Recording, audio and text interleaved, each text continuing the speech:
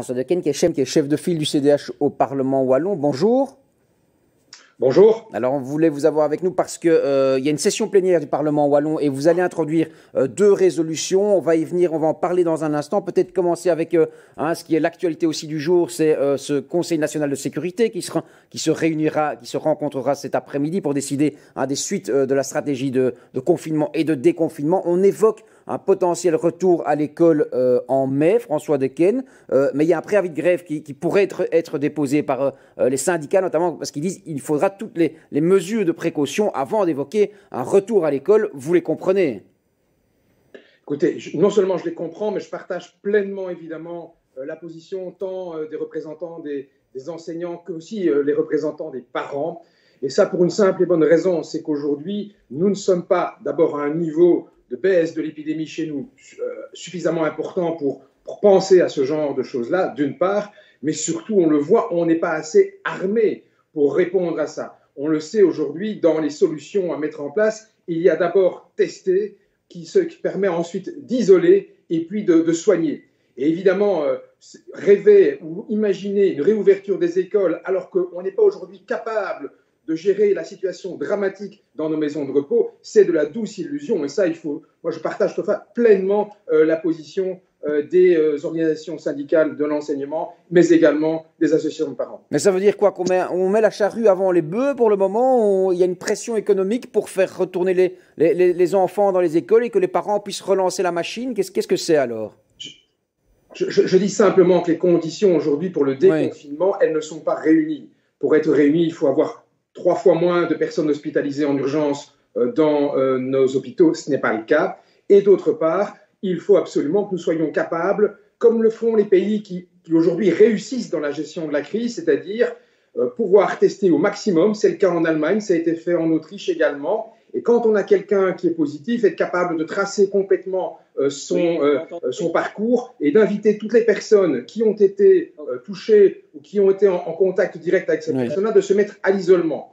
Aujourd'hui, nous n'avons pas ce mode d'organisation-là parce que nous ne disposons pas suffisamment encore d'équipements et je le regrette aussi que à la fois le gouvernement fédéral et le gouvernement wallon n'aient pas davantage de moyens mis en œuvre. Nous, on est au niveau de l'opposition au CDH et donc ce que nous demandons, nous, avec une série de propositions, vous l'avez signalé, à la fois sur le plan sanitaire et sur le plan économique au niveau wallon, parce que nous pensons qu'il y a des solutions à mettre en œuvre.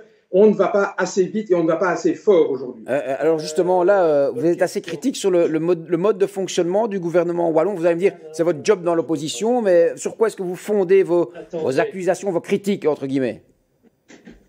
Je pense qu'aujourd'hui, malheureusement, on le voit, il y a d'abord eu un jeu de ping-pong entre le fédéral et la région qui n'est jamais bon, évidemment. Et puis d'autre part, si aujourd'hui on a malheureusement beaucoup de décès, beaucoup de personnes contaminées tant dans les résidents que dans les soignants, dans les maisons de repos, c'est parce qu'ils n'ont pas eu les équipements nécessaires pour se protéger pendant des semaines. J'entends dire de la part du ministre-président qu'il y a effectivement des commandes, etc. Et nous, on aimerait bien voir ces chiffres. On aimerait bien aussi que, tout simplement, c'est une demande de la résolution, que chaque responsable d'une institution en région wallonne, que ce soit une maison de repos, que ce soit une institution qui accueille des personnes handicapées, un hôpital psychiatrique, on lui dise, voilà, dans 3 jours, dans 5 jours, vous aurez autant de masques FFP2, vous aurez autant de tenues pour vous protéger sérieusement par rapport à vos résidents qui sont contaminés et malades. C'est ça qu'on attend clairement de la part de la VIC. Et là, aujourd'hui, ce n'est pas les échos qui nous reviennent du terrain. Pourtant, François Dequesne, il y a quand même un monitoring wallon qui est installé dans les maisons de repos depuis le 22 mars dernier. Les données sont transmises quotidiennement à Sciences ANO, le niveau fédéral. Donc, on a une bonne vue globale de ce qui se passe quand même. Vous reconnaissez ça? Alors, on a une certaine vue. En tout cas, nous, au niveau wallon, au niveau du Parlement de Wallonie, nous n'avons pas de données publiées sur la situation de tous les établissements des maisons de repos. On a effectivement Sciences ANO qui publie les décès et chaque jour, les directeurs des institutions, tant hospitalières les directions de maisons de repos que celles de centres de résidentiels pour personnes porteuses de handicap ou encore les centres psychiatriques, remettent un rapport avec des chiffres. Ils disent, voilà, nous avons autant de personnel absent, nous avons autant de personnel malade, nous avons autant de résidents malades, de confinés, de personnes qui sont décédées. Donc ces chiffres-là, ils sont connus. Nous demandons, et c'est un des aspects de la résolution, qu'il y ait la totale transparence et que le bilan secteur par secteur soit rendu public en Wallonie également, parce que aujourd'hui, malheureusement, on a encore l'impression que la crise dans nos maisons de repos, dans nos institutions d'accueil pour personnes handicapées, elle est encore hors de contrôle. Et donc, effectivement, parler aujourd'hui de déconfinement, c'est beaucoup trop tôt, tant qu'on n'a pas résolu cela, tant qu'on n'a pas porté l'apport public nécessaire dans la maison de repos au niveau de la santé publique. Je voudrais vraiment saluer celles aujourd'hui qui travaillent au quotidien, qui prennent des risques sur leur propre vie, mais également celles aussi qui vivent et qui sont contraints aujourd'hui de vivre claquemurés dans l'isolement, parce qu'on a laissé les choses malheureusement aller trop loin et aujourd'hui on en voit le triste. François Decken, Pierre a une question pour vous via le digital. Vous posez la question à Elio Di Rupo tout à l'heure, c'est une question qui revient relativement régulièrement. Vous comprenez le fait qu'il y ait une distance qui s'installe entre les citoyens et le monde politique vis-à-vis de la gestion de cette crise, que la gestion de cette crise, elle n'arrange pas pour rapprocher les deux camps? Alors, en période de crise, effectivement, c'est à ce moment-là qu'on attend de l'État un rôle de soutenance, un rôle d'appui.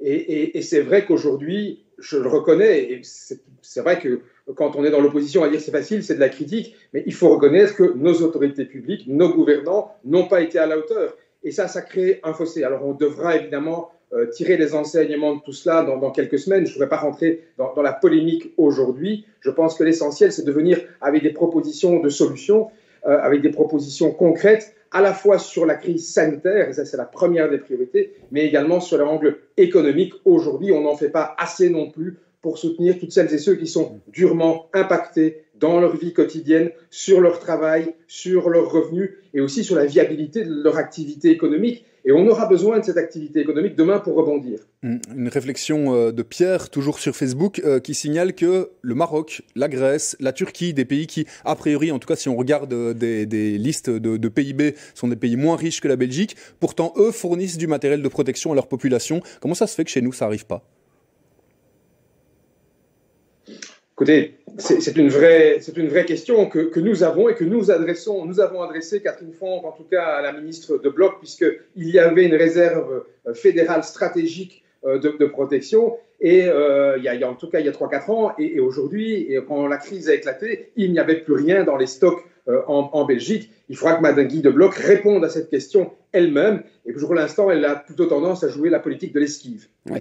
François Decken, pour revenir sur le terrain socio-économique, on avait Elio Di Rupo à l'instant qui nous disait craindre quand même une hausse du chômage. Hein. On sait que la reprise économique wallonne, elle est quand même fragile, même si les chiffres du chômage avaient baissé indéniablement. Est-ce qu'ici, on est en droit de craindre et d'attendre vraiment une catastrophe, un cataclysme économique, notamment avec des faillites qui exploseraient, un nombre de faillites qui exploserait, etc. Alors le risque, il est réel. Il est réel et c'est d'ailleurs pour ça que nous avons déposé une résolution au Parlement de Wallonie pour les oubliés du gouvernement wallon. Parce que contrairement à ce qui se fait dans d'autres pays voisins comme la France, comme l'Allemagne, ou même au nord du pays en Flandre, où l'aide elle est systématique, elle est automatique pour ceux qui sont obligés de fermer, et elle est aussi donnée à tous ceux qui ont une baisse importante de leur activité, eh bien, en Wallonie, on a choisi une autre technique, une technique de dire on va aider certains secteurs économiques. Je trouve que cette façon de faire ne tient pas la route. D'ailleurs, l'UCM, la Confédération Wallonne de la Construction, le syndicat des indépendants, toutes ces organisations-là tirent la sonnette d'alarme et nous demandons clairement au gouvernement de supprimer cette distinction économique. Il n'y a pas de raison qu'un garagiste qui aujourd'hui n'a plus d'activité, le secteur de la construction, les menuisiers, les charpentiers ou encore les électriciens, tous ceux aussi qui travaillent dans les professions libérales et à qui on dit aujourd'hui ne faites plus que l'extrême nécessaire et sur lequel il reste aujourd'hui 5% de la clientèle, tous ces gens-là, ils ont aujourd'hui des charges fixes. Comment peuvent-ils y subvenir s'ils n'ont plus du tout de revenus ou quasi plus de revenus ?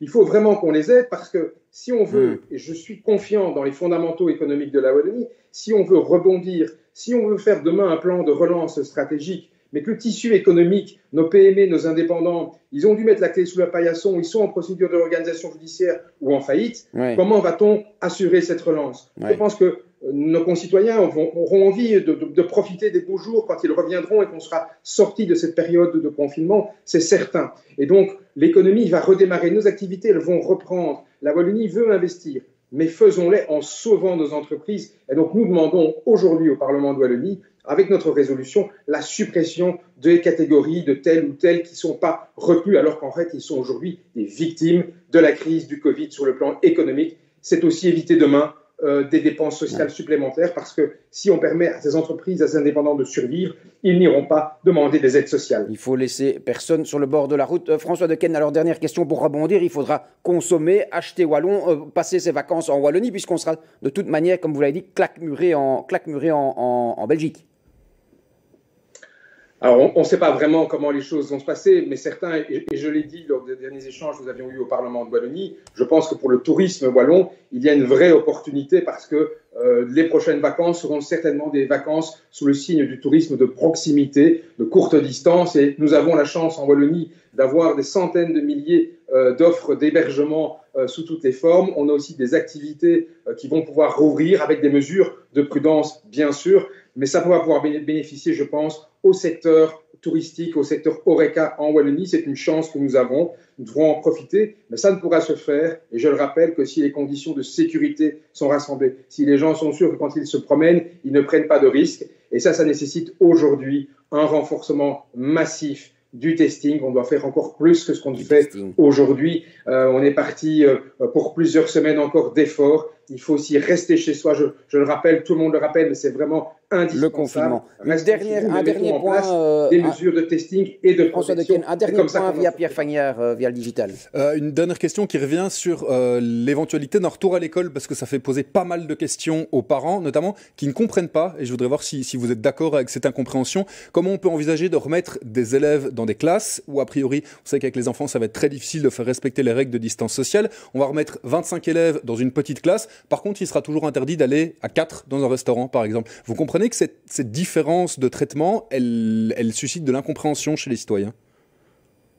Oui, tout à fait. Donc, et je la partage pleinement. Moi, je ne pense pas qu'aujourd'hui, les conditions soient réunies pour rouvrir les écoles. Soyons très clairs. Je l'ai dit, le nombre d'hospitalisés en service en soins d'urgence est beaucoup trop élevé, d'une part. Et d'autre part, on n'a pas encore continué à juguler, à régler la situation dans toute une série de secteurs. Les maisons de repos est dans une situation dramatique. Alors, tant qu'il reste des foyers aujourd'hui d'infection dans notre pays, des foyers qui continuent à produire davantage de malades, nous ne pouvons pas nous permettre de rouvrir les écoles, c'est clair, c'est net. Si l'épidémie n'a pas fortement diminué chez nous et que nous n'avons donc pas mis en place des mesures de testing massif, des mesures d'isolement, des solutions concrètes pour isoler, par exemple, en mobilisant des hôtels pour permettre aux personnes qui doivent se mettre 7-8 jours en quarantaine d'attendre le passage pour qu'ils ne soient plus contaminants. Si on ne met pas en place ces procédures-là, ne rêvons pas, ne pensons même pas à rouvrir les écoles. Je partage pleinement la position des organisations syndicales et des associations de parents. Merci François Dequesne d'avoir été avec nous ce matin sur LN24. Merci aussi.